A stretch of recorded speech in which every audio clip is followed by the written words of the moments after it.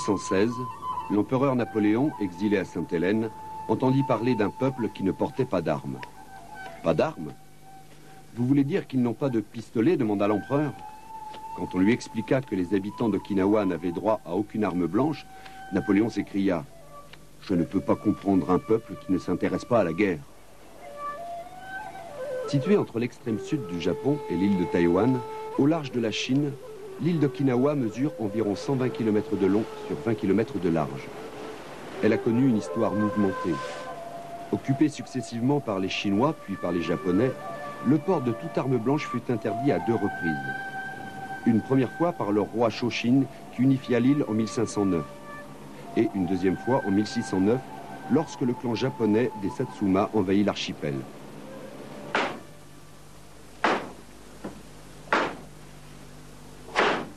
On suppose que c'est en raison de cette interdiction que les habitants de l'île développèrent le combat à main nue.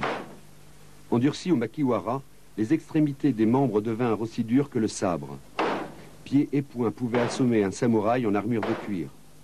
À la même époque, les nobles d'Okinawa eurent l'idée d'utiliser des instruments agraires comme armes, faux, fléaux, houes et jusqu'à la rame des pêcheurs. C'est ainsi que naquit l'art martial d'Okinawa. Au départ, on l'appelait Toté, la main de Chine, car la plupart des styles existants furent créés soit par des experts chinois, soit par des Okinawaïens ayant étudié en Chine.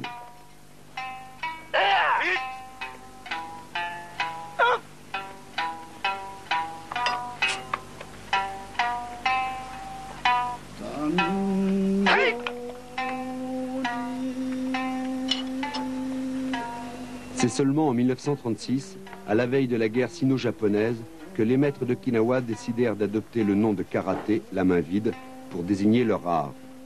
Au XIXe siècle, le karaté était enseigné en secret dans les familles nobles, de maître à disciple.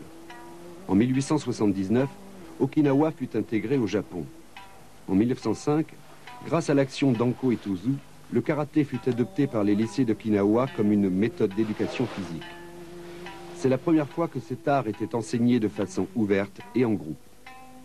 En 1922, un instituteur, Gishin Funakoshi, effectue la première démonstration de karaté à Tokyo. Funakoshi décide de s'installer au Japon et commence à enseigner son art dans les universités. À sa mort, en 1957, a lieu le premier championnat du Japon. Dans les années 60, les instructeurs japonais vont répandre le karaté dans le monde entier. Occupé par les Américains en 1945, Okinawa ne sera rendu au Japon qu'en 1972. Aujourd'hui encore, l'île demeure l'une des principales bases américaines du Pacifique, avec 30 000 soldats stationnés en permanence. Durant leur service, beaucoup de GIs vont apprendre le karaté à Okinawa. Ils l'enseigneront à leur retour aux États-Unis.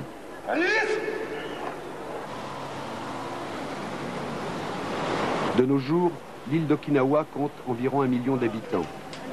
Elle accueille chaque année 3 millions de touristes, pour la plupart japonais, qui viennent visiter l'archipel et profiter de ses plages.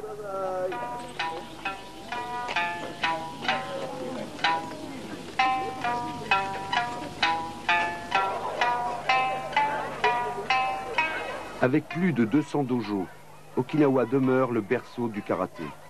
La préfecture d'Okinawa a bien compris l'intérêt culturel de cette arme martiale. Elle organise désormais des championnats du monde et des séminaires afin de mieux faire connaître une discipline qui a conquis des millions de pratiquants à travers le monde.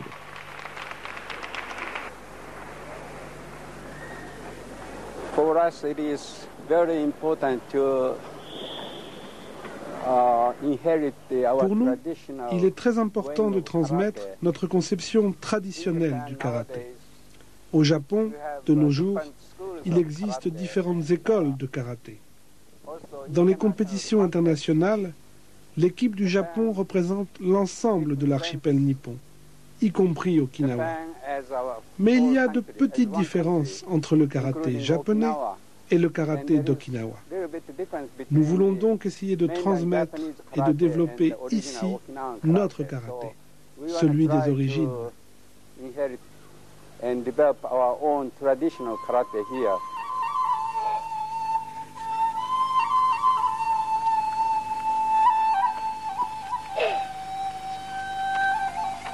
L'île d'Okinawa ne compte pas moins de 23 styles de karaté.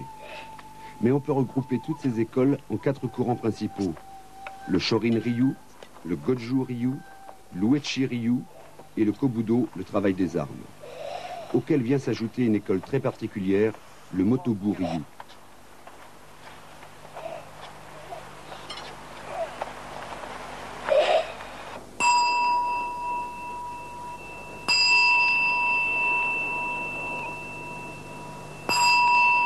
Le premier maître que nous rencontrons se nomme Shoshin Nagamine. Âgé de 89 ans, il est à la tête du Matsubayashi Ryu, l'une des branches de l'école Shorin. 10e dan de karaté, maître Nagamine a consacré sa vie aux arts martiaux. C'est l'un des experts les plus respectés de l'île. Il a eu comme professeurs les maîtres Motobu, Kiyan et Aragaki, dont les portraits ornent son dojo.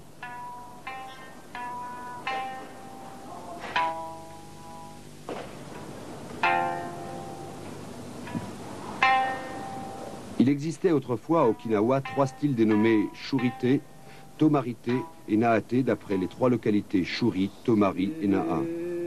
En créant son école en 1947, maître Nagamine réalisa une synthèse du Shurite et du Tomarite.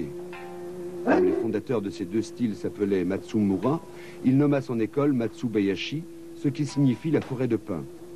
Or, en japonais, ces 2 idéogrammes se lisent également Shorin. C'est une prononciation déformée de Shaolin par référence au célèbre monastère chinois. Mais les idéogrammes sont les mêmes. Je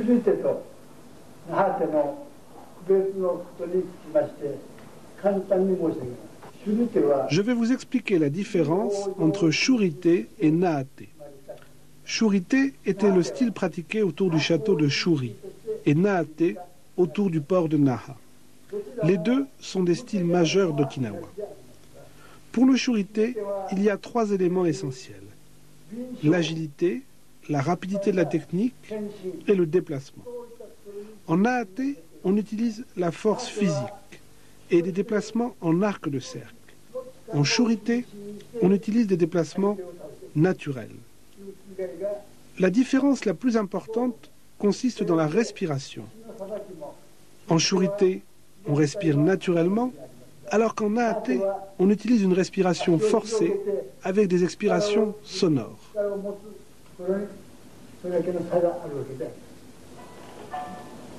Nous voici devant l'entrée du château de Shuri. Au premier plan, à droite, Takayoshi Nagamine. 8e dan, c'est le fils et le successeur de Shoshin. Il est également chef instructeur du Matsubayashi Ryu. Avec un groupe d'élèves, Sensei Takayoshi nous présente le kata Pasai. Typique du Tomarite, c'était le kata préféré de maître Kiyan.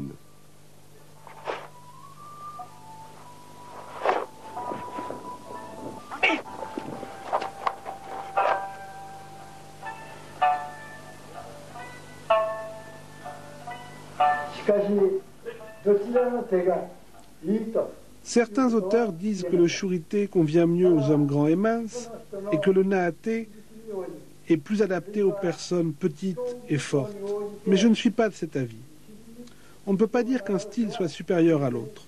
Tout dépend des circonstances et des préférences de chacun. Tout naturellement, les habitants de Shuri ont pratiqué le Shurite et ceux de Naha, le Naate.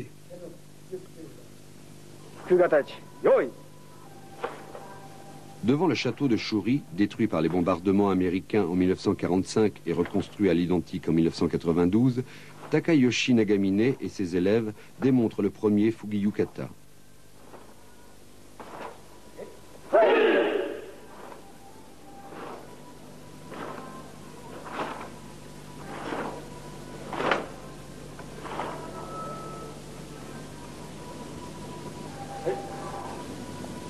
Karaté ni sente nashi. Il n'y a pas de première attaque en karaté. Cela veut dire que si nous maîtrisons parfaitement le shin, gi, tai, l'esprit, la technique et le corps, nous devenons invincibles. Nous sommes déjà vainqueurs avant le combat, donc la première attaque devient inutile.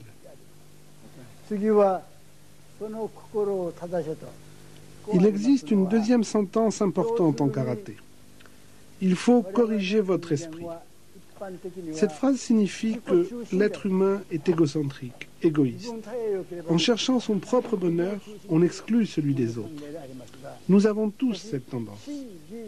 Donc, si on acquiert une certaine perfection, si on perfectionne l'esprit, la technique et le corps, cette forme d'égocentrisme doit être vaincue.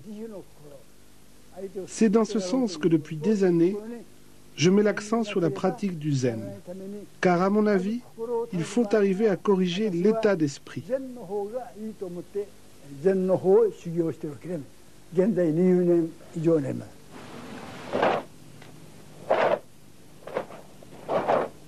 Devant le temple Bézaïten, construit en 1502 pour abriter des manuscrits bouddhistes venus de Corée, les élèves de maître Nagamine exécutent le kata Wonkan, une forme typique du Tomarité.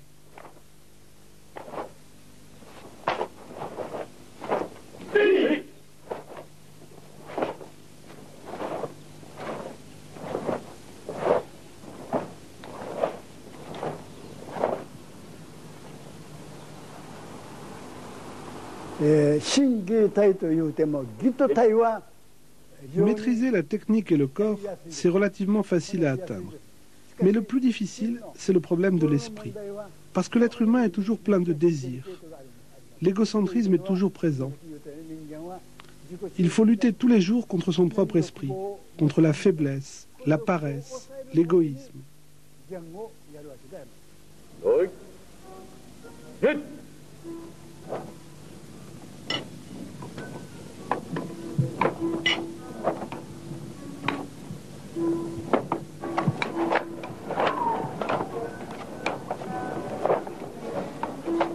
Lorsqu'il construisit son dojo en 1953, maître Nagamine le nomma Kodokan Karate-do et Kobujutsu Dojo. Kobujutsu signifie technique d'armes anciennes. Ce terme fait référence aux vieilles techniques martiales d'Okinawa, utilisant des outils ou des instruments agraires comme armes.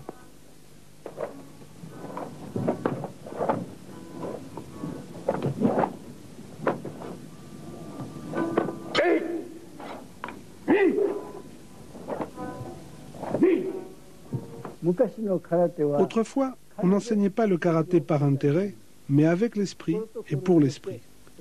Aujourd'hui, le karaté est devenu un moyen de gagner de l'argent. Si on considère le côté puissance physique, il est probable que le karaté d'aujourd'hui soit supérieur à celui d'autrefois. Mais sur le plan de la technique du budo, le karaté d'autrefois était supérieur. Le budo, c'est, pour un petit, être capable de vaincre plus fort que soi.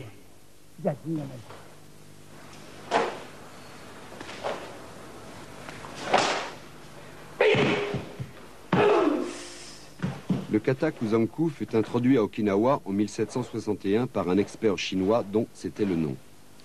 Souvent prononcé Kozankun au Japon, c'est le kata le plus avancé du Matsubayashi Ryu. C'était le kata favori du maître Shotoku Kiyan, qui l'avait lui-même appris d'un expert nommé Yara. Ce kata, long et difficile, demande plus de 10 ans de pratique intense avant d'être maîtrisé. En Shotokan, Gishin Funakoshi lui donna le nom de Kanku lorsqu'il l'introduisit au Japon dans les années 30.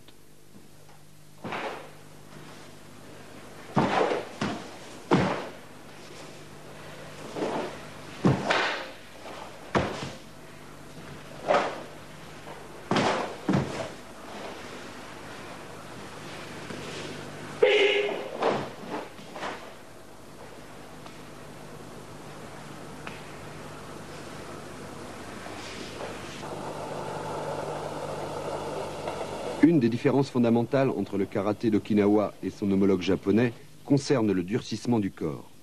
À Okinawa, lors de chaque entraînement, on travaille l'endurcissement des avant-bras. Cette technique se nomme kotekitai. Après quelques années de travail quotidien, l'avant-bras devient dur comme du bois et insensible au coup.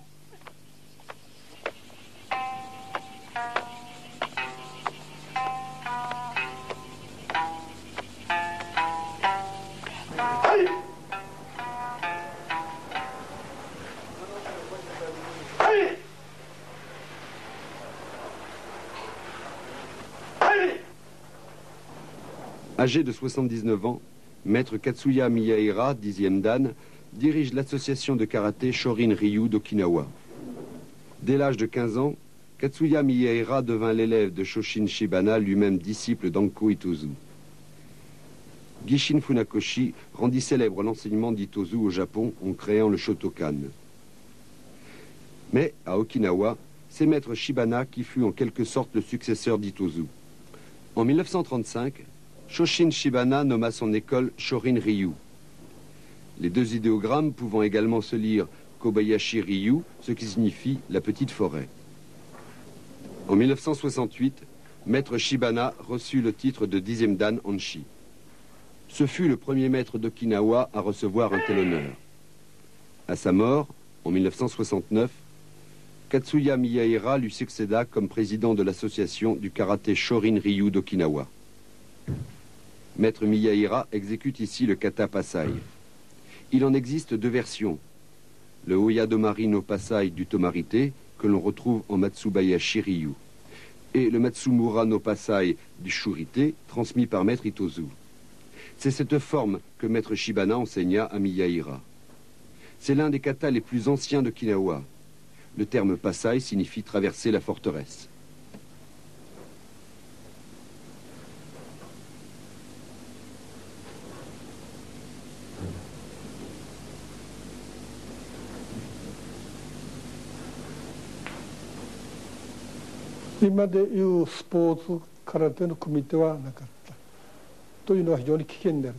Autrefois, il n'y avait pas de combat à proprement parler. Il n'y avait pas de kumite comme aujourd'hui dans le karaté sportif. On analysait plutôt les techniques de combat et les techniques des katas pour bien comprendre la signification de chaque mouvement. Un peu comme aujourd'hui, le travail des bunkai. L'entraînement au combat se faisait plutôt entre les élèves les plus avancés, les senpai, et les élèves les moins expérimentés. Les aînés du dojo demandaient aux cadets d'attaquer en coup de poing ou en coup de pied ou n'importe quelle autre forme d'attaque. Mais les parades étaient si puissantes que les cadets étaient totalement désarmés. Ou bien ils avaient si mal qu'ils préféraient cesser l'exercice le plus vite possible. C'est sous cette forme et de cette façon qu'on apprenait le combat.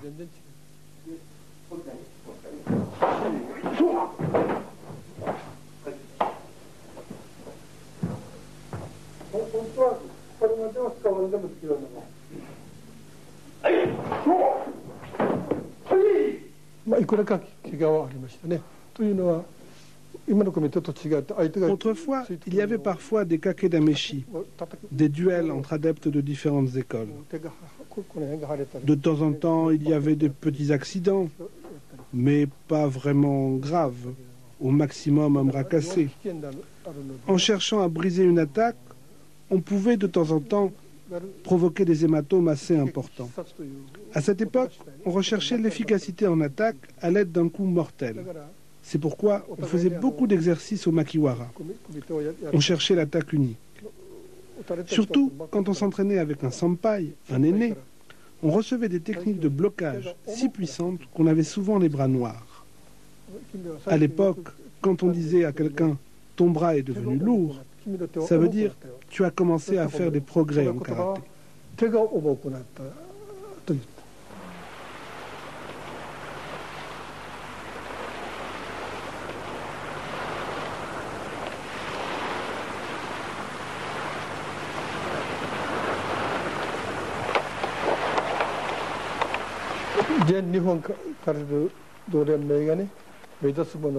La Zen Nippon Karate Renmei, la fédération japonaise de karaté, vise essentiellement le développement du karaté sportif.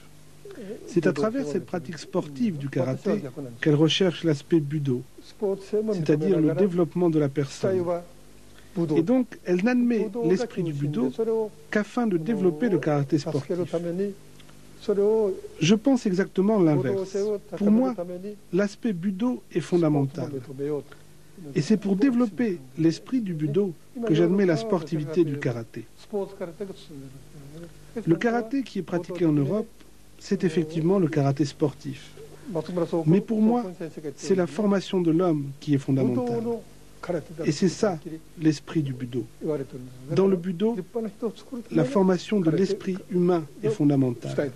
L'aspect sportif, compétition, n'est qu'un complément. Le budo, c'est la voie du guerrier. Autrefois, on formait des samouraïs sur le champ de bataille. Et donc, il était essentiel de former l'esprit du guerrier.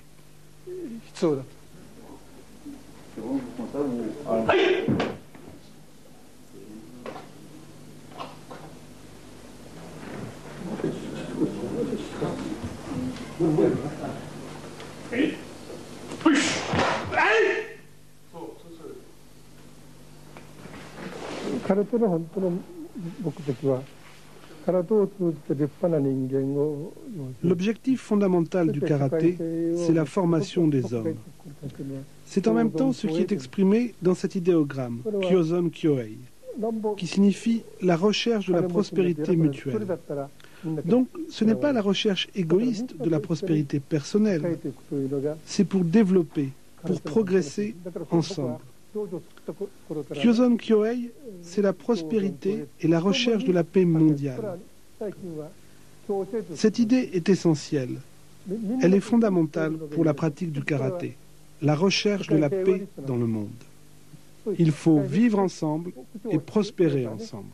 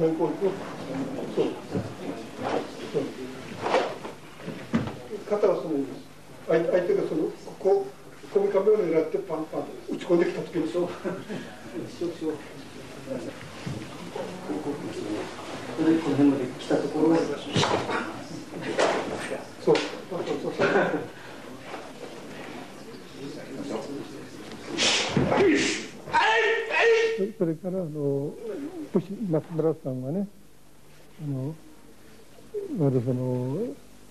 Maître Matsumura a dit, si vous pratiquez le budo, vous deviendrez riche. Cette phrase, c'est Maître Itozu qui l'expliquait. En pratiquant le karaté, d'abord, on acquiert une bonne santé. Si on pratique régulièrement, on va au dojo par n'importe quel temps, cela renforce la patience et la volonté. De plus, au dojo, en fréquentant ses camarades, on peut acquérir une bonne sociabilité. Et donc, on peut devenir utile à la société. Enfin, à travers le combat, le kumite, on acquiert la force de décision. Si donc on fait la synthèse de tout ce que je viens de dire, une personne qui est persévérante, qui a une volonté puissante, qui est capable de travailler en harmonie avec les autres, qui a une force de décision, eh bien, cette sorte de personne réussira dans son travail et elle arrivera à obtenir la richesse. Voilà le sens de la phrase de Maître Matsumura. Le budo vous rendra riche.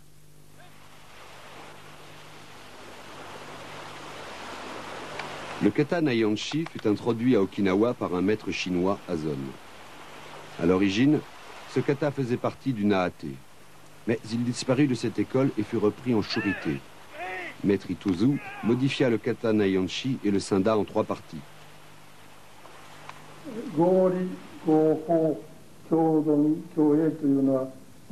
La devise de mon dojo tient en ces 2 maximes. Kyozon Kyohei et Gori Goho. Donc, vivre ensemble, prospérer ensemble et être raisonnable. C'est une idée fondamentale pour moi. Cela signifie que on doit faire des choses rationnelles. Cela correspond à la technique du karaté. Il ne faut pas faire quelque chose qui dépasse nos possibilités. Kyozon Kyohei, c'est la prospérité mutuelle. Je suis assez satisfait d'avoir trouvé cette phrase il y a 40 ans et je crois qu'elle est plus vraie que jamais. Cette idée de recherche de prospérité mutuelle me paraît essentielle, surtout dans la société actuelle. Si vous rencontrez quelqu'un qui est en difficulté, il faut l'aider.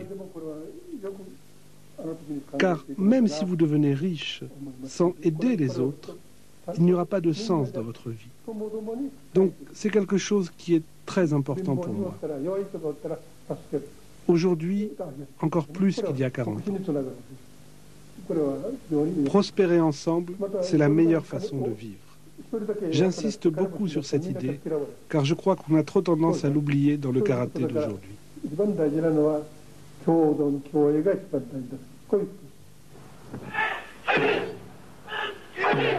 Durant l'année 1995, différentes manifestations furent organisées pour célébrer le 50e anniversaire de la bataille d'Okinawa, où périrent 150 000 personnes, et la fin de la Seconde Guerre mondiale.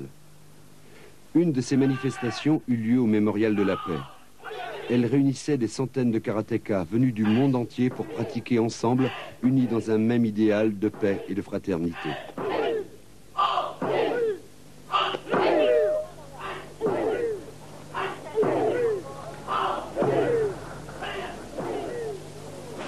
De nos jours, la ville de Naha est une métropole moderne, entièrement reconstruite après les bombardements américains de 1945. Mais au cœur de cette cité grouillante, on trouve encore de petits dojos fidèles à la tradition.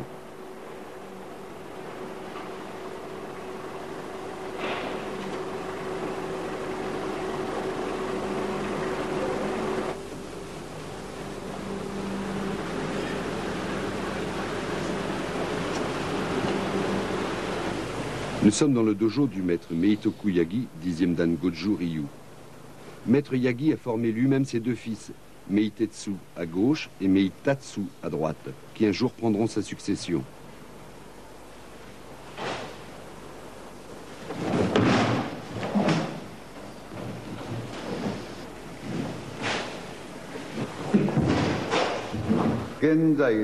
En ce qui concerne le karaté moderne, j'ai l'impression qu'il y a une tendance à faire de plus en plus du Jiu-Kumite, c'est-à-dire du combat libre, mais dans lequel on ne trouve pas tellement les véritables techniques du karaté, celles qu'on étudie dans le kata, mais plutôt des mouvements proches du kickboxing. C'est une tendance que je trouve perverse.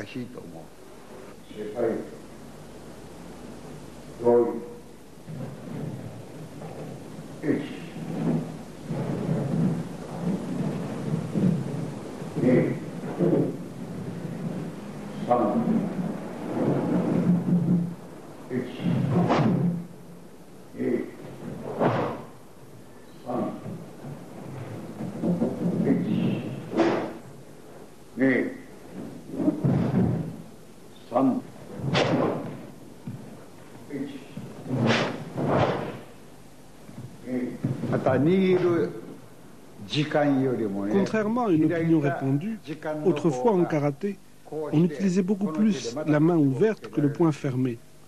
C'est seulement quand le karaté a été introduit dans les écoles qu'on a fait fermer les poings aux écoliers. Avec la main ouverte, on peut à la fois attaquer et bloquer. L'attaque est beaucoup plus rapide. Pour attaquer les points vitaux, par exemple les yeux, il est plus facile d'utiliser la main ouverte. En fait, la main ouverte est une arme beaucoup plus redoutable que le poing.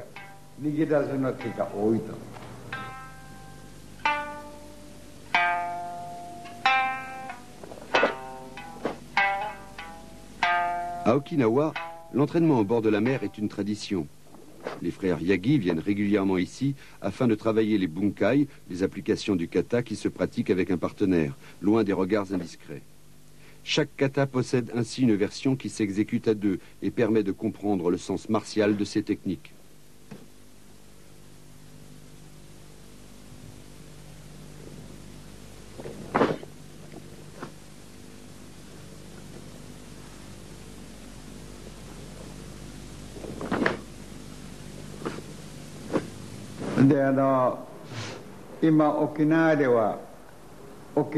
À présent, à Okinawa, il existe deux fédérations de karaté, l'Okinawa Karaté-do Renmei et la Ken Renmei.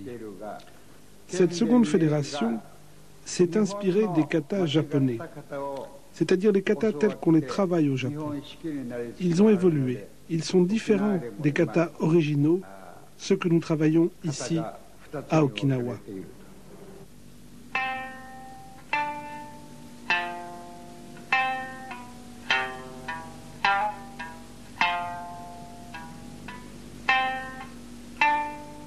Ce kata fut ramené de Chine par Kanryo Igaona, grand maître du Naate. Né en 1853, Kanryo partit à l'âge de 23 ans en Chine, dans la province de Fujian. Là, il devint l'élève d'un maître chinois nommé Ryu Ryuko et de son assistant Wan Shinzan. Kanryo apprit les katas Sanshin, Sienshin, Shizoshin, Sanseru, Sezan, Kuru Runfa et Suparimpei. Après avoir passé une dizaine d'années en Chine, il revint à Okinawa et se mit à enseigner son art dans la ville de Naha. À sa mort, en 1917, son disciple Shozun Miyagi lui succéda.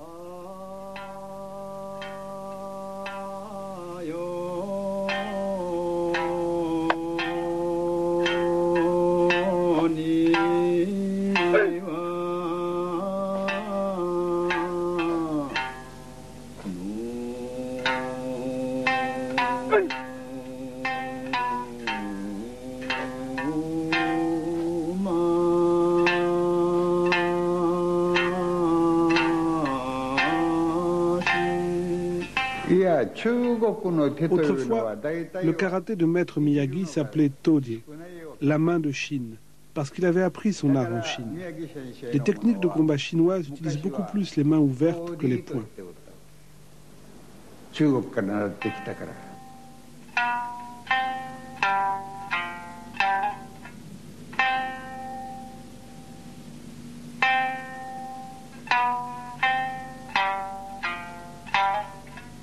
Né en 1888, Shojun Miyagi devint l'élève de Kanryo Igaona à l'âge de 14 ans. 13 ans plus tard, en 1915, Miyagi partit lui aussi en Chine, dans la province de Fujian, où il resta une année. Peu de temps après son retour, Igaona mourut. Miyagi se mit à enseigner. De Chine, il avait ramené 2 katas, Tensho et Seifa, inspirés du style de la grue blanche. Plus tard, il créera 2 katas Gekisai à l'usage des débutants. En 1937, un élève de Miyagi, Jinan Shinzato, effectua une démonstration au Japon. On lui demanda le nom de son école et il ne sut que répondre. À son retour à Okinawa, il raconta sa mésaventure à Miyagi.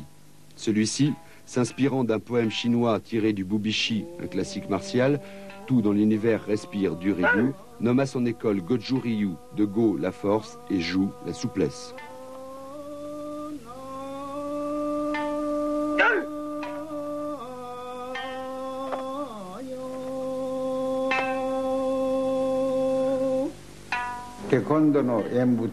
Nous avons de plus en plus d'échanges avec des karatékas étrangers et j'ai l'impression que le karaté à l'étranger est en plein développement.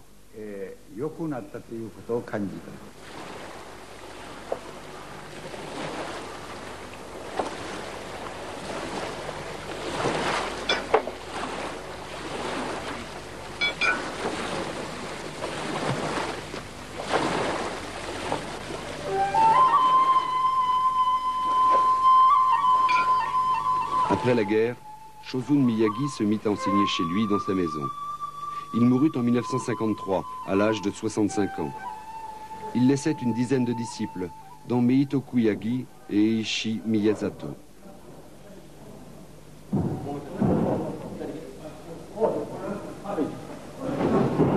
Eiichi Miyazato devint l'élève de Miyagi en 1935, à l'âge de 13 ans.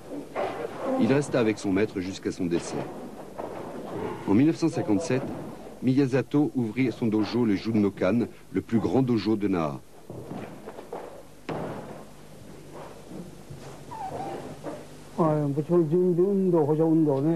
Je me suis entraîné pendant des années sous la direction de mon maître, Shojun Miyagi. Il insistait beaucoup sur l'entraînement préparatoire, les exercices d'échauffement, tels que courir, la musculation en utilisant des instruments, des haltères, des jarres, divers objets. Et bien sûr, le travail des katas, le travail du kumite. Pour fortifier le corps, il est également possible de faire du judo et du kendo.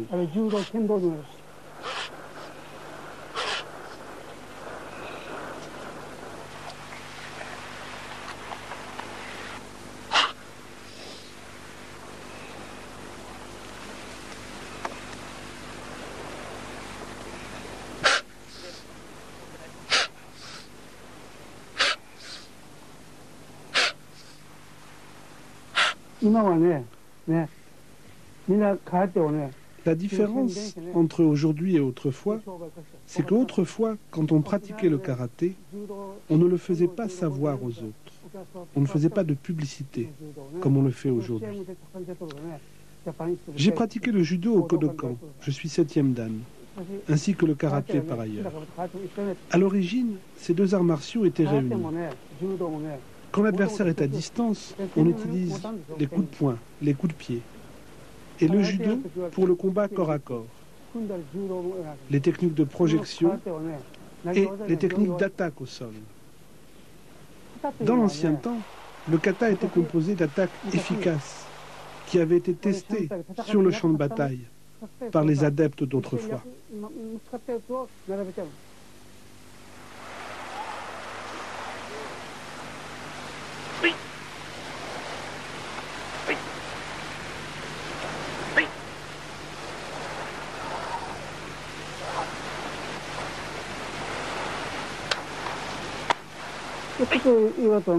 Je veux utiliser la technique de combat des temps anciens pour fortifier mon corps, et ce durant toute ma vie.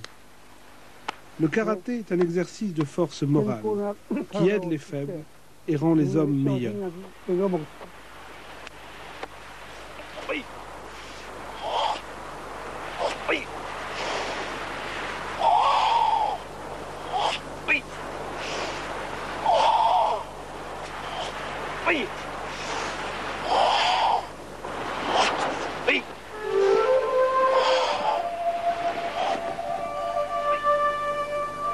Depuis toujours, le port d'Okinawa a servi de plaque tournante au commerce. Chine, Japon, mais aussi Thaïlande, Malaisie, Indonésie, Corée.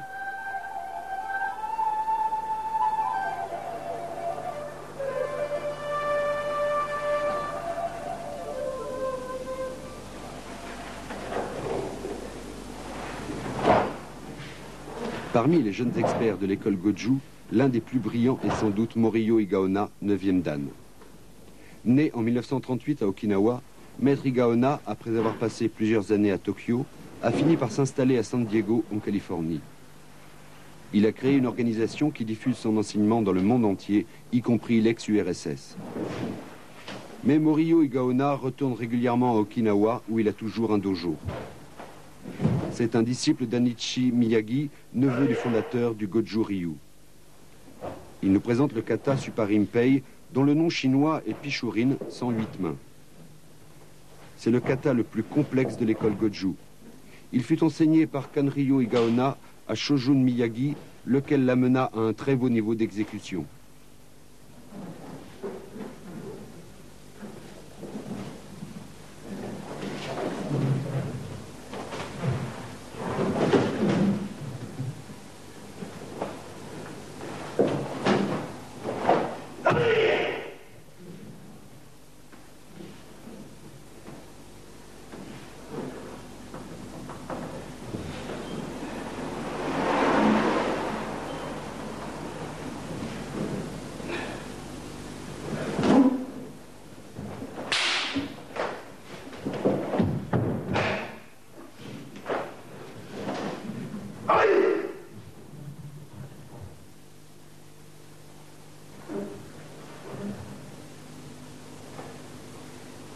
I've been in karate for about 15 years old.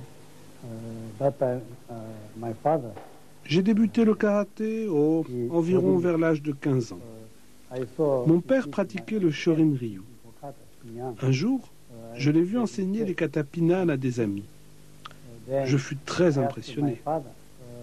Donc, j'ai demandé à mon père de bien vouloir m'entraîner. Il m'a appris les bases, les coups de poing, les coups de pied, les blocages, mais rien de très sérieux. Plus tard, quand je suis allé au lycée, j'ai eu la chance de rencontrer Tsunetaka Shimabukuro. Il enseignait le Goju Ryu, mais il venait du Shorin Ryu. C'est avec lui que j'ai commencé à pratiquer sérieusement, vers l'âge de 17 ans environ.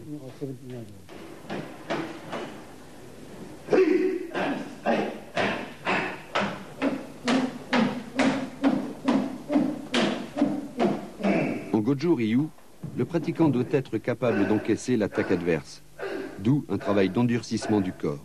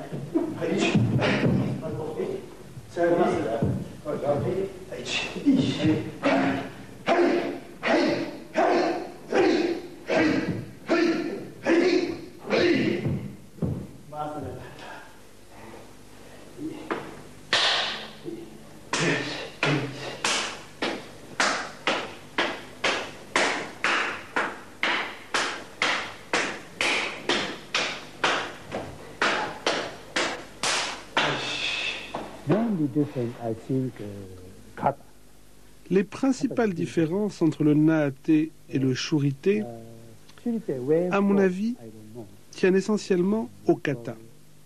Les katas de ces deux écoles sont très différents. Je ne connais pas très bien l'origine du Shurite, car ce n'est pas mon style, donc j'ai peu d'informations sur cette école. Le Naate, qui a donné le Goju-Ryu moderne, provient, lui, du sud de la Chine, plus précisément de la province de Fujian.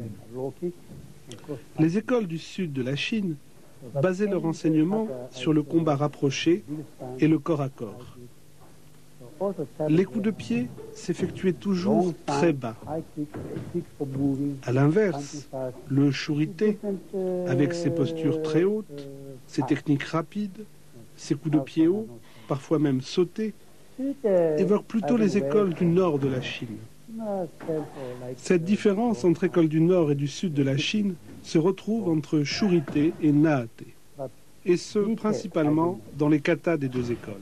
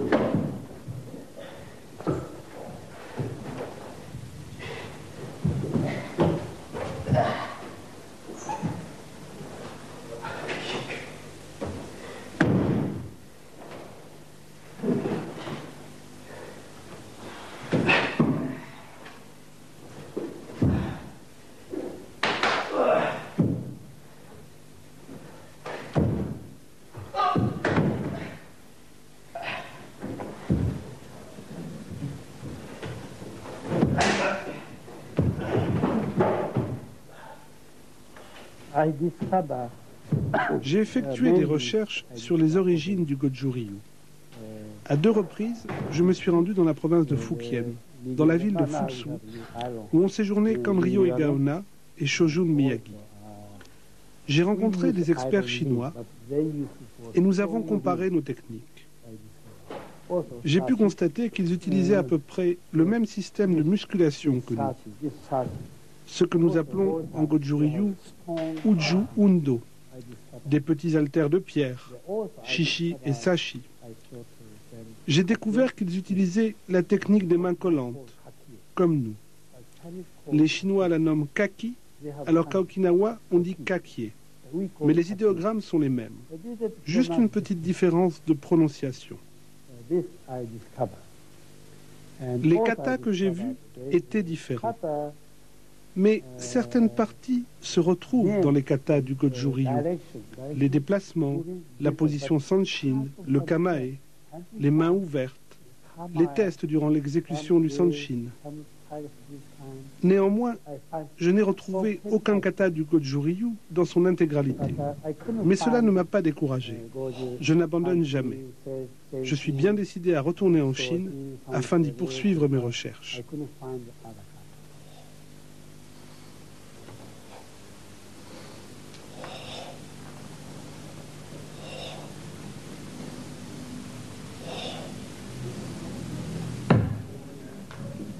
Le travail de musculation spécifique existe dans toutes les écoles d'Okinawa.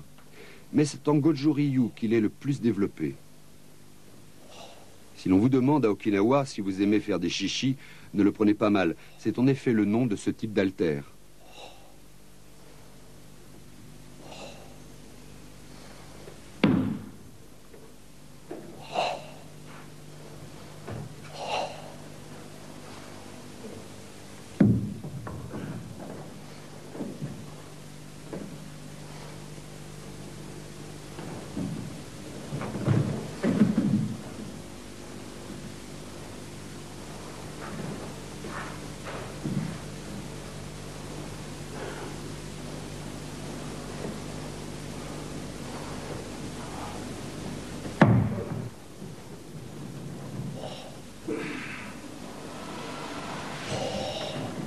On peut aussi utiliser des haltères pour pratiquer les katas. Ici, le kata Sanshin.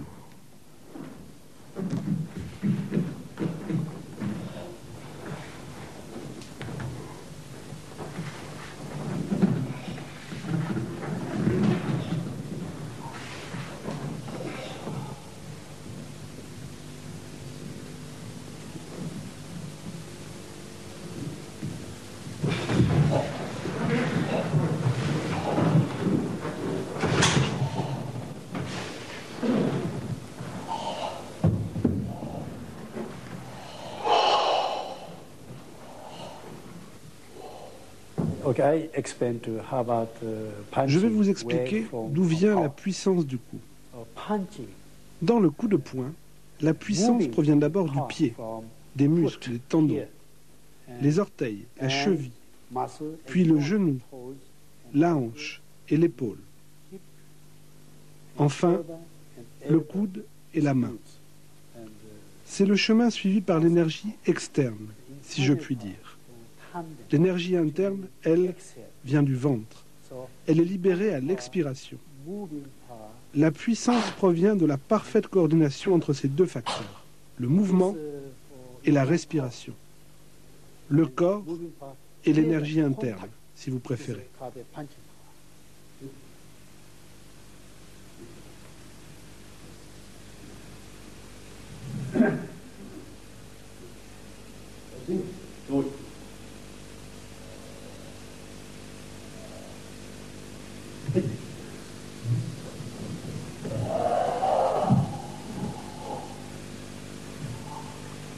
Typique encore de l'école Goju, les tests de contraction musculaire pendant l'exécution du kata Sanshin.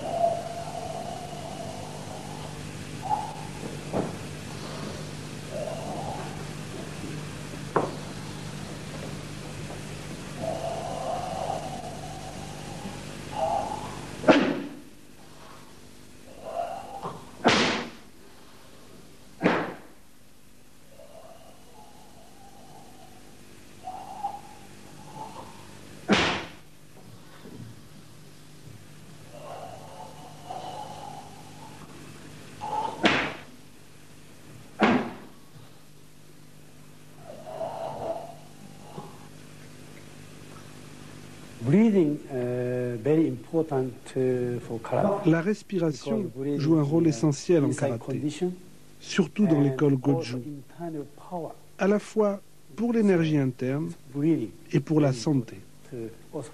La puissance vient du tanden, du ventre. C'est vrai à la fois pour la médecine et pour les arts martiaux. Dans le kata Sanshin, la respiration sonore, à l'inspiration comme à l'expiration, permet de vérifier si l'exécutant effectue correctement ces techniques.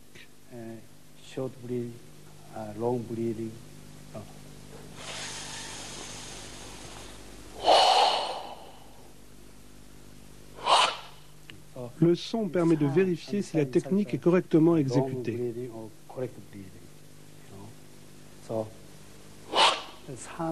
Le son à l'expiration est semblable au kiai. Il vient du ventre. La respiration doit être coordonnée avec la rotation du poing en fin de course. L'expiration coïncide avec l'impact.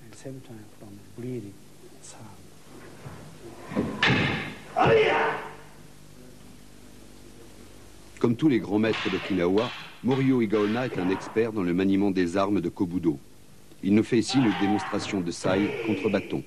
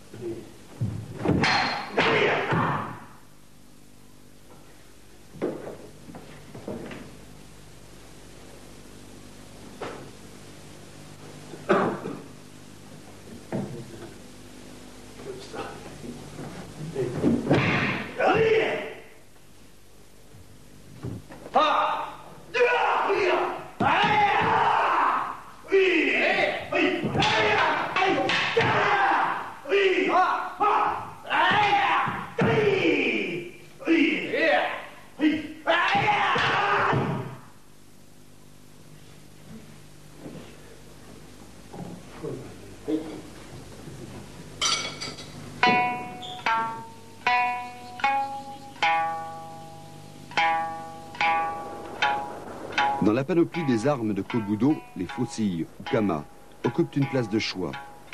Outils d'agriculteurs par excellence, elles peuvent se transformer instantanément en armes redoutables.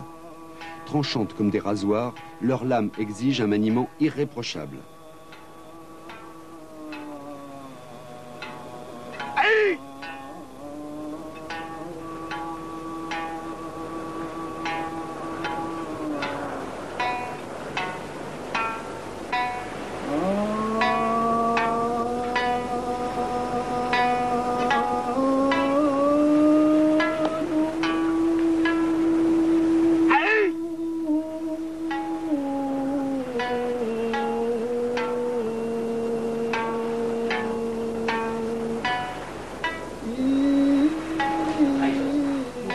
La plus haute autorité d'Okinawa, en ce qui concerne les armes de Kobudo, est le maître Shimpo Matayoshi, 10e dan, président de la fédération de Kobudo d'Okinawa.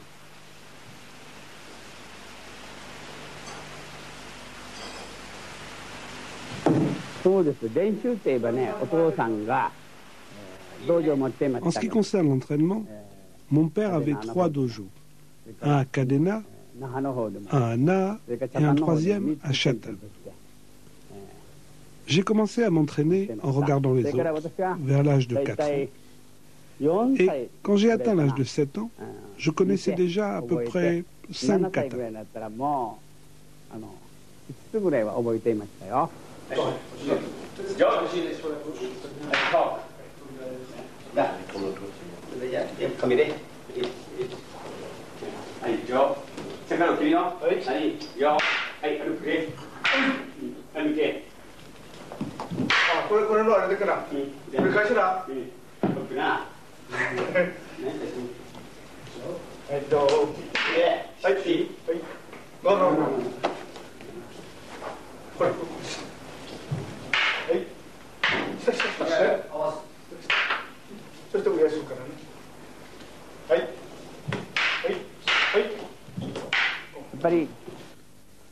国ですよ。 L'origine du kobudo vient de la Chine. Cette technique n'est pas originaire d'Okinawa. Elle a été importée principalement de la province du Fujian et aussi de l'île de Taïwan. ないはず。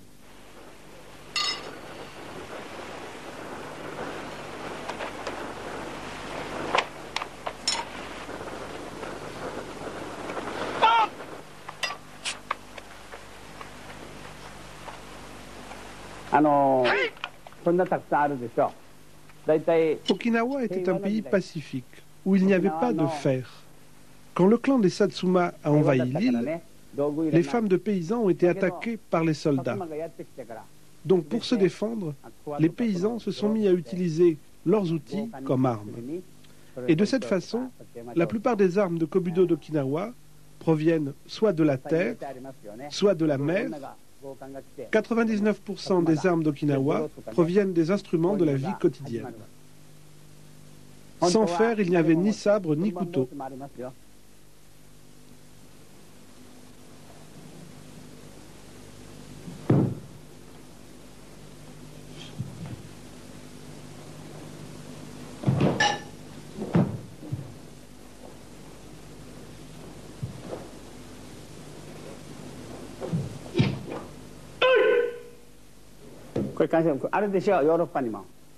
La plupart des armes de kobudo sont spécifiques à Okinawa.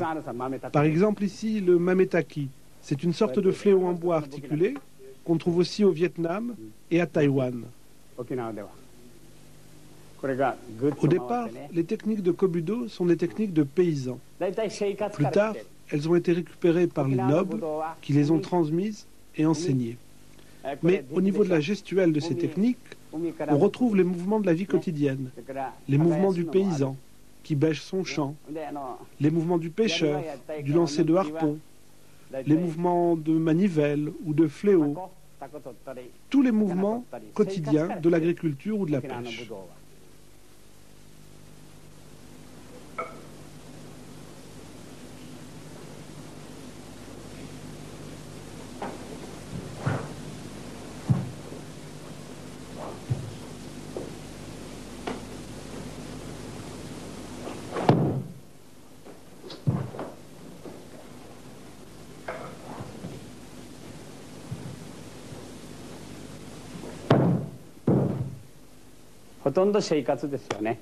Comme il n'y avait pas de fer à Okinawa, on ne trouvait ni katana, ni fusil.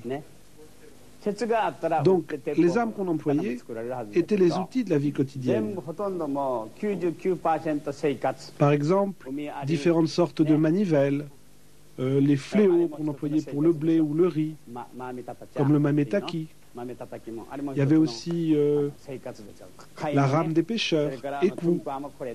Il y avait également le tonfa qui servait de manivelle, plus toutes sortes d'armes, les kamas, les faucilles. Tout cela formait les armes de kobudo d'Okinawa.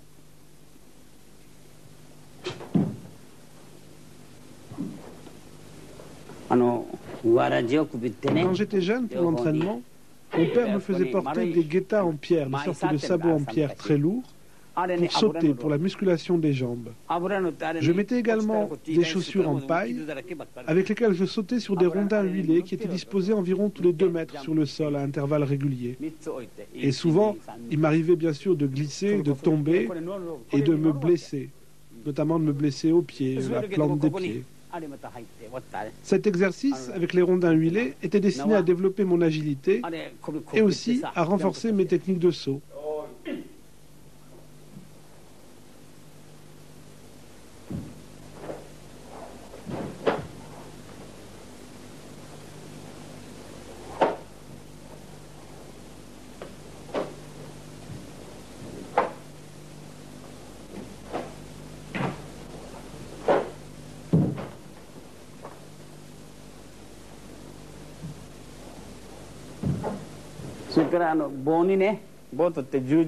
J'avais créé pour m'entraîner une sorte de croix avec un bâton planté dans le sol, vertical, et un deuxième bâton mobile. Et moi-même, armé d'un bâton, je m'entraînais à frapper cette croix, en imaginant que le bâton horizontal était comme les épaules de l'adversaire, et le bâton vertical, son corps. C'était, si on peut dire, une sorte de makiwara destinée à l'entraînement. un makiwara mobile. Je m'exerçais également au lancer de couteau ou de saille contre un arbre.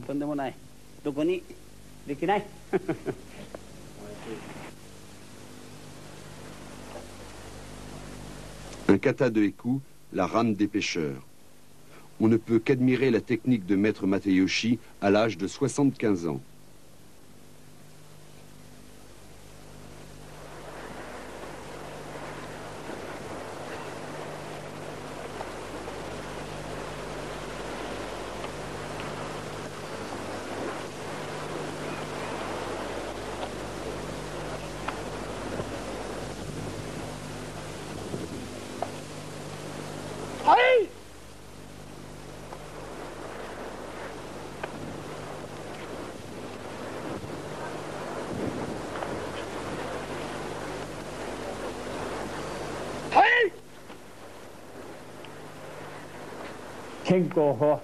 La pratique du budo permet de vivre longtemps.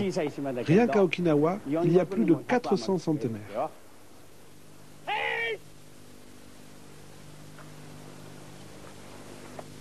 Nous allons maintenant découvrir un autre style, l'Uechi Ryu, resté très proche du karaté tel qu'on le pratiquait au XIXe siècle. L'Uechi Ryu a été créé par Kanbun Uechi.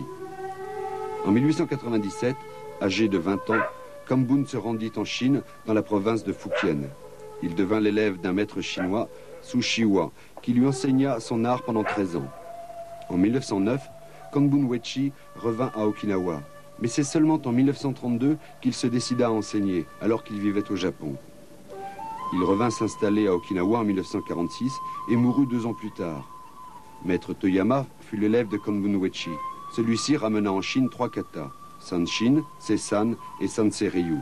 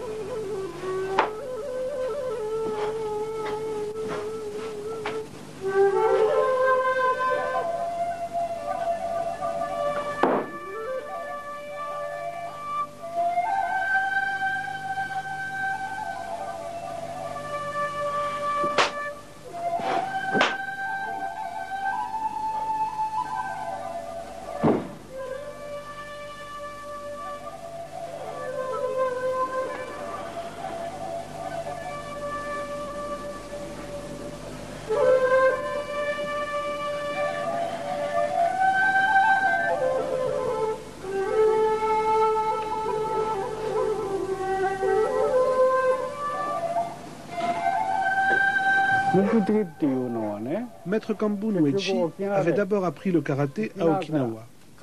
Et l'objectif de son voyage en Chine a été d'approfondir ses connaissances quand il est parti dans le Fujian. Maître Kiyohide Shinjo, 7e dan Uechi Ryu, va nous présenter le kata Sanshin en compagnie de son fils.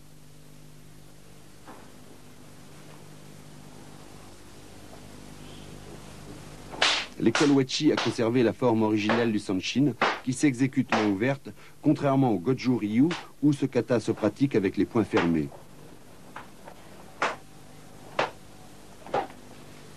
L'Uechi Ryu insiste sur le développement musculaire et la capacité à encaisser des coups durant un combat.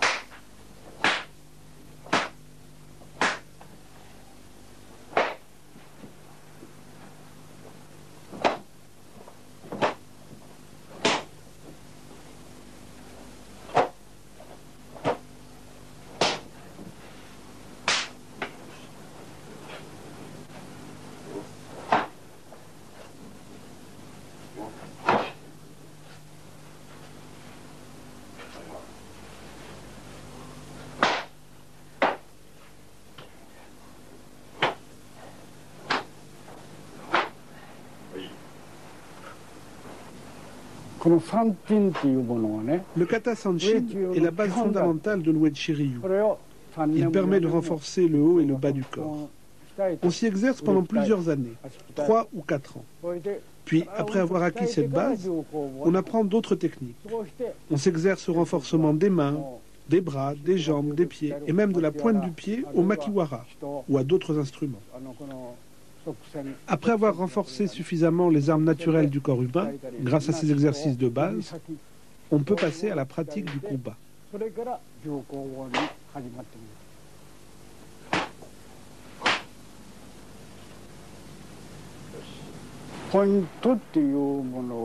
Maître Kambun Uechi a passé une dizaine d'années en Chine. Quand il est revenu à Okinawa, il avait ramené 3 katas. Sanshin, Seizan et Sanseryu. De ces 3 katas, Sanshin constitue la base de l'école Uechi. C'est le kata fondamental. Si on s'exerce suffisamment à le pratiquer, si on le maîtrise bien, il sera par la suite facile d'apprendre des katas comme Seizan ou Sanseryu. Donc, une fois encore, le kata Sanshin est vraiment essentiel pour approfondir les autres katas de l'école Uechi. Le kata Sanshin permet également le renforcement du corps du pratiquant.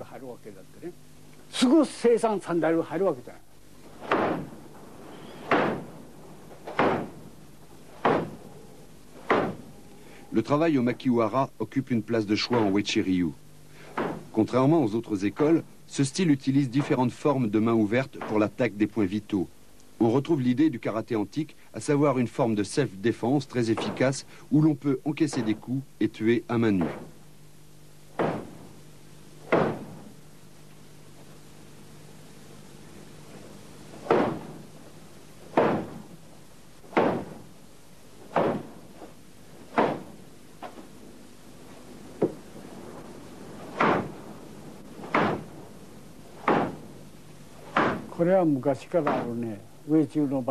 En pratiquant le kata Sanshin, on frappe les différentes parties du corps afin de le renforcer.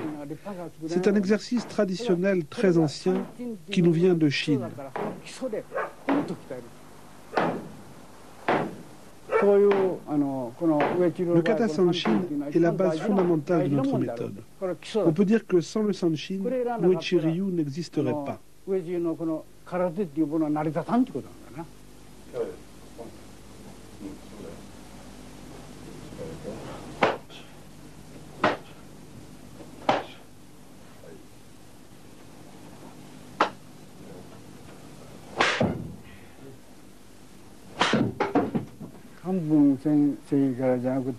Quand je suis devenu l'élève de Maître Uechi, j'avais environ 16 ou 17 ans. Plus tard, c'est de lui que j'ai reçu mon 9e dan. Dans la vie quotidienne, c'était un homme très calme. Mais à l'entraînement, ses yeux grandissaient et il devenait très sévère, très impressionnant. Aujourd'hui, c'est nous qui avons la charge de transmettre son enseignement aux générations futures.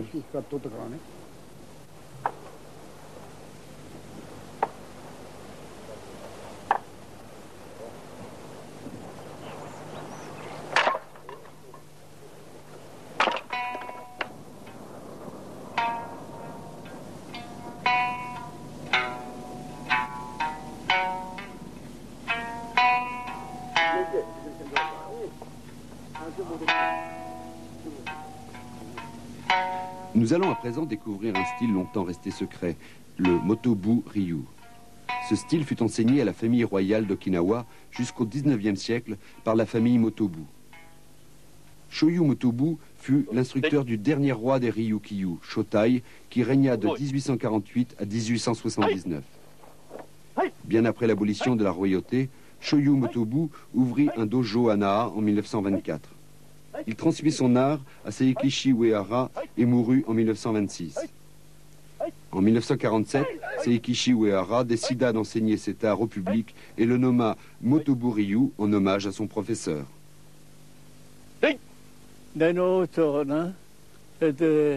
J'ai été pendant 7 ans l'élève de Shoyu Motobu.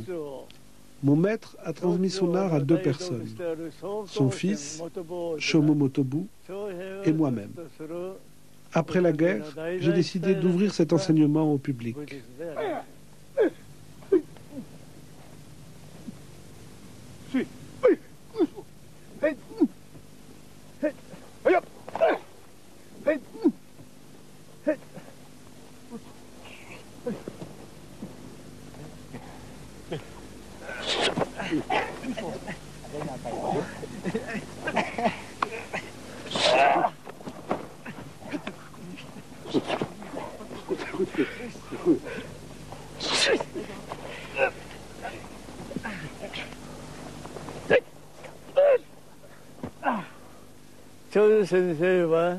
Les techniques secrètes de l'Udon-ti étaient enseignées à la famille royale d'Okinawa par les fils aînés de la famille Motobu, Motobu Hansu. Mon maître, Shoyu Motobu, était le 11e successeur de cette tradition.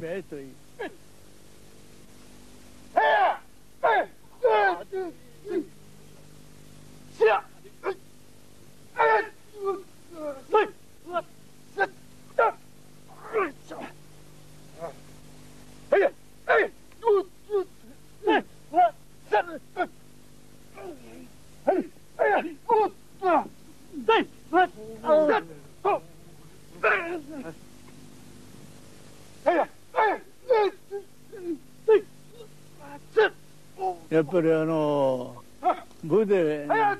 Motobu-ryu comprend toutes sortes de techniques d'armes, de kobudo, et cela constitue une partie importante de l'école.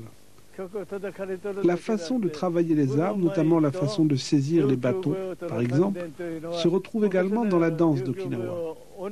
C'est ce qui m'a amené à faire des recherches sur les relations entre l'art martial et la danse. Et j'ai découvert qu'il y a une relation étroite entre la danse féminine d'Okinawa, le Ryukyu Buyo, et le style Motobu.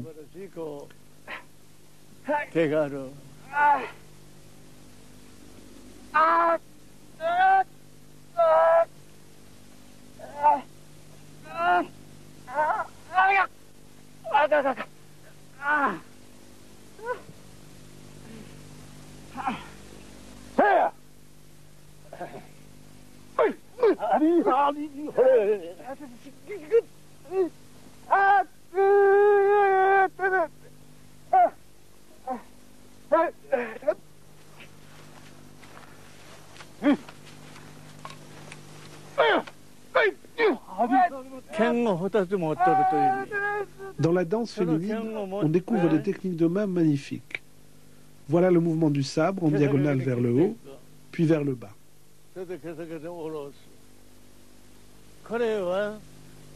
Et à présent, le mouvement de la danse. Il y a une relation évidente. On la retrouve également dans le mouvement du sabre, à hauteur de la taille, aller et retour.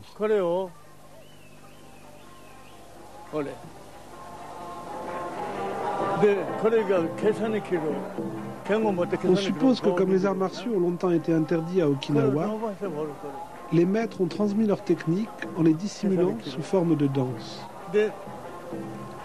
On sait que plusieurs adeptes de haut niveau, comme Maître Shotoku Kian, étaient d'excellents danseurs. Traditionnellement, les maîtres de danse de la famille royale ont toujours été des hommes. Et on pense que c'est de cette façon que la tradition martiale d'Okinawa s'est transmise en secret, de génération en génération. La similitude entre les techniques de sabre et les techniques de main de la danse est tout à fait troublante.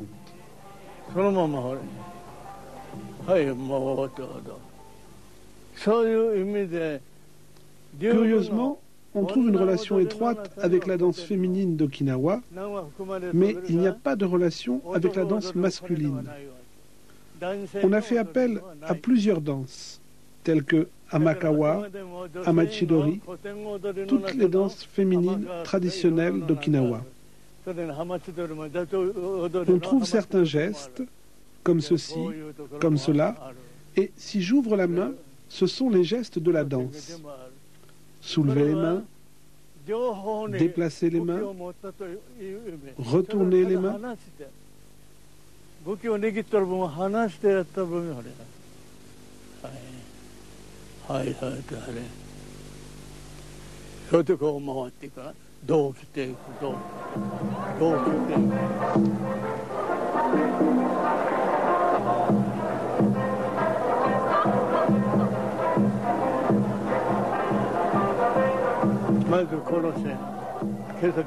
On peut penser qu'il était interdit de tirer le sabre ou de se battre à l'intérieur même du palais royal. Donc, il fallait pouvoir maîtriser son adversaire sans exercer de violence, de cette façon. Vous voyez, c'est très simple. Il suffit de soulever la main, de tourner la main, de monter la main, de la retourner et de projeter l'adversaire.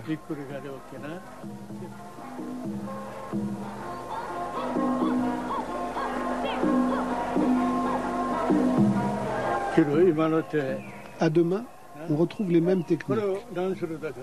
Torsion du poignet, qui permet d'enchaîner en projection ou en immobilisation.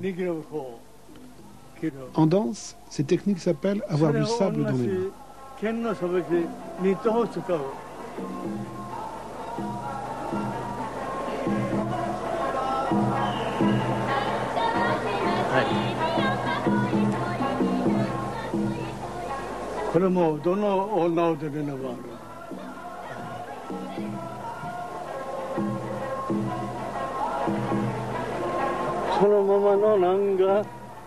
Dans le motobu ou danti, on ne trouve pas de technique de tsuki comme en karaté.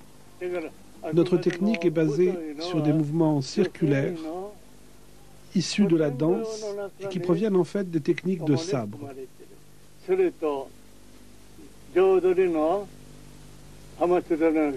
Toutes ces techniques gestuelles, issues de la danse féminine d'Okinawa, m'ont été léguées par mon maître, Shoyu Motobu. À plusieurs reprises, la télévision japonaise est venue filmer Maître Uehara.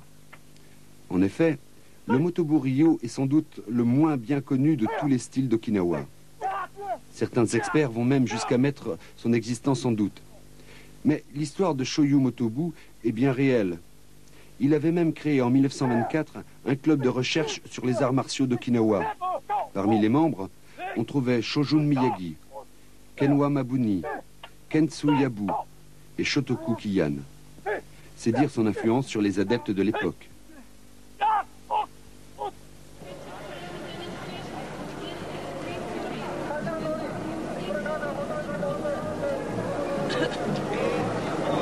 À l'opposé de cette tradition ancestrale, l'île d'Okinawa s'est mise, elle aussi, à organiser des championnats afin de populariser le karaté.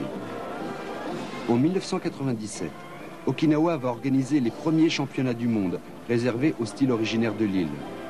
Afin de tester leur organisation, les Okinawaïens ont mis sur pied en 1995 un pré-championnat du monde, une sorte de répétition générale grandeur nature, avec des délégations venues du monde entier.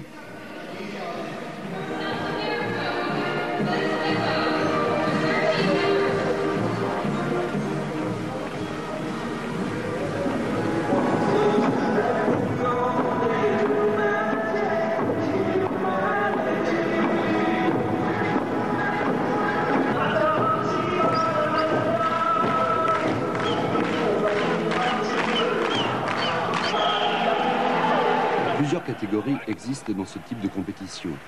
Chez les juniors, en combat, le port du casque est obligatoire.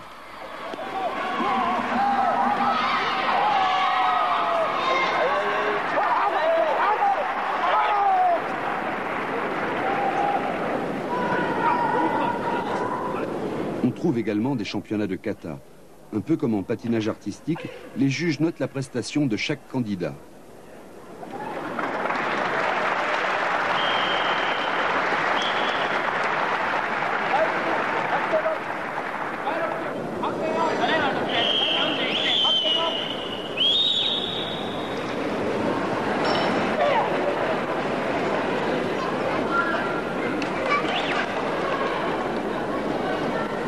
Typique d'Okinawa, Les katas d'armes ont ici droit de cité, contrairement à ce qui se passe dans le reste du monde.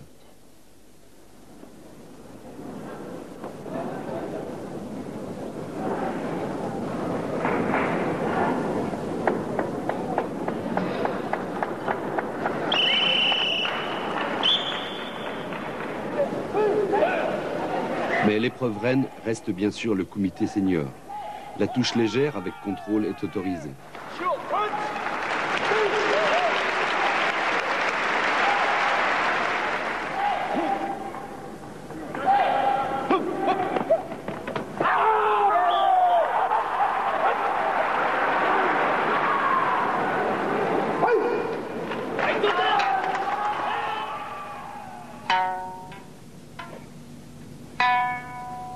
Bien loin des clameurs du stade, Jean Frenette, un champion de karaté canadien, est venu à Okinawa pour se ressourcer, notamment par la pratique du zen.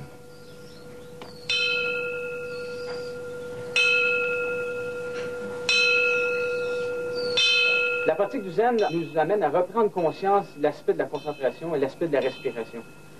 Souvent, on fait souvent l'erreur lorsqu'on pratique, soit en kata ou en technique d'enchaînement, ainsi de suite. On se concentre uniquement sur son corps, ou même on n'est même pas là à 100%, on a toujours un peu la tête ailleurs. On a une concentration qui est des fois 50 ou 80%. Alors que dans le zen, lorsqu'on médite, on se concentre uniquement sur la respiration. On cherche une certaine harmonie, une certaine unité. Chose qu'on ne fait pas très très souvent dans le domaine du karaté, dans les arts martiaux en général. C'est-à-dire à ce moment-là que la respiration, que le mouvement et que votre concentration et votre être ne fassent qu'un.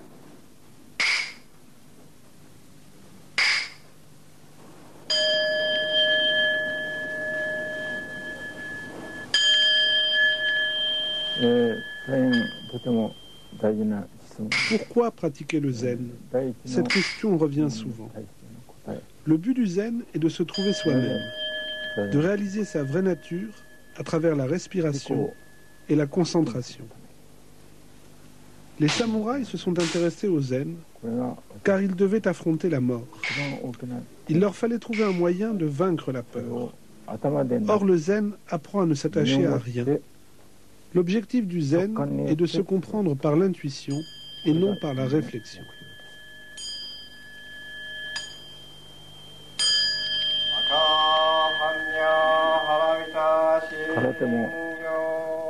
Je pratiquais le karaté depuis l'âge de 13 ans. J'aimais le karaté et le zen. Si j'avais abandonné le zen, je serais peut-être devenu un maître de karaté. Mais j'ai choisi le zen car c'était ma voie.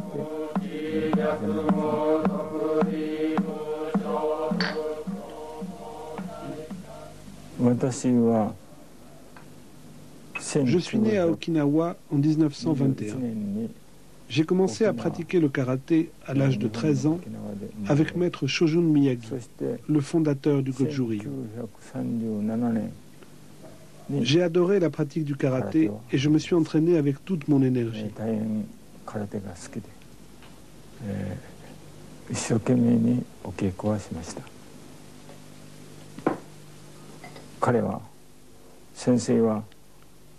Maître Miyagi détestait la bagarre. Il n'encourageait jamais ses élèves à combattre. Si jamais vous deviez vous battre et que vous remportiez le combat, il ne fallait pas divulguer le nom de l'adversaire.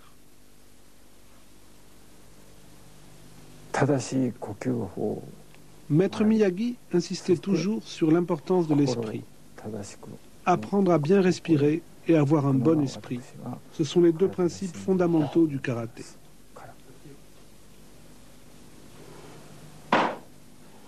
Les cours se déroulaient dans le jardin de la maison de Maître Miyagi. Le maître était un homme doux et calme, avec un regard pétillant. Pour lui, le karaté devait former l'esprit du pratiquant, sans quoi on tombait dans le combat de rue.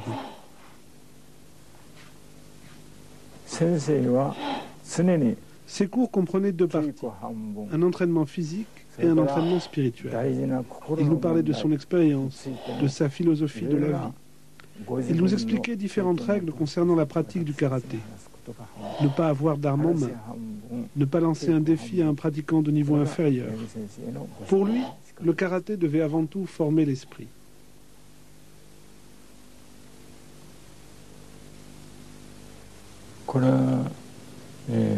Quelle est la signification du kata? Il faudrait poser cette question à un spécialiste. Mais si je dois répondre, je vous dirais que l'essence du kata, c'est la respiration. Je pense que cette notion est difficile à appréhender pour les Occidentaux. Mais l'essence profonde du budo, du karaté, de l'art chinois, du kempo, est extrêmement subtile. Cette extrême subtilité s'exprime dans la respiration.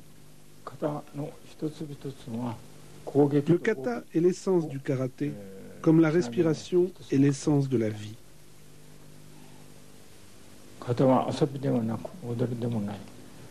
Il est formé d'un ensemble de techniques, certaines destinées à la défense, d'autres à l'attaque.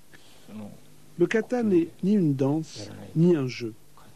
En le pratiquant, on doit arriver à réaliser l'unité de l'homme avec l'univers tout entier, à travers chaque technique. C'est la même chose que le zen. Pour arriver à l'unité du corps et de l'esprit, il faut s'oublier soi-même.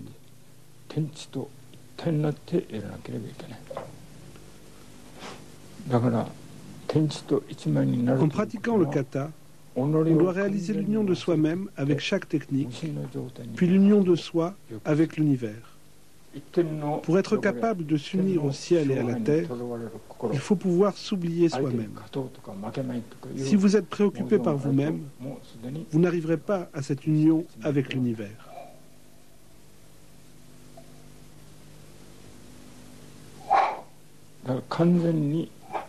Pour atteindre cet état, il est nécessaire de pratiquer le zen. Vous devez maîtriser votre respiration, non seulement lors de l'exécution du kata, mais aussi dans la vie de tous les jours. L'esprit du karaté n'est pas la violence, mais la paix. Même si vous êtes un très bon combattant, vous devez vous efforcer de vivre le kata dans votre vie quotidienne. Ce que nous appelons unir le sabre et le zen. En fait, zen et karaté reposent sur le même principe.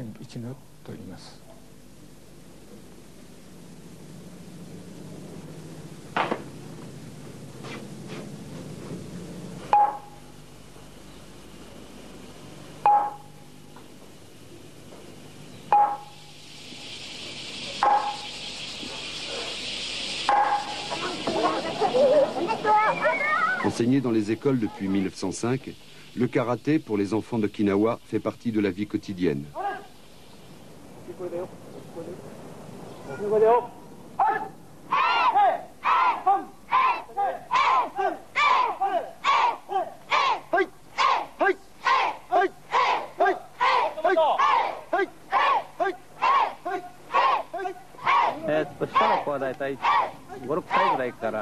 Nous prenons les enfants depuis l'âge de 5-6 ans environ jusqu'à l'âge de 15 ans. Ils s'entraînent ensemble. Notre méthode consiste à enseigner le kata sanshin comme élément de base. Puis, plus tard, les katas plus avancés de l'école. Les cours ont lieu 2 fois par semaine pour les plus jeunes et 4 fois pour les plus âgés.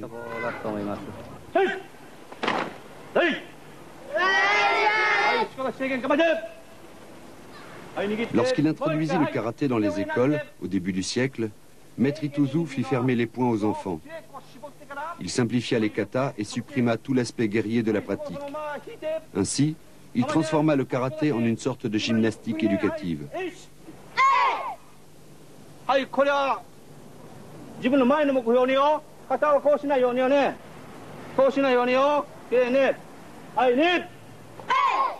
C'est cette version édulcorée de l'art martial qui fut exportée d'abord au Japon, puis dans le reste du monde.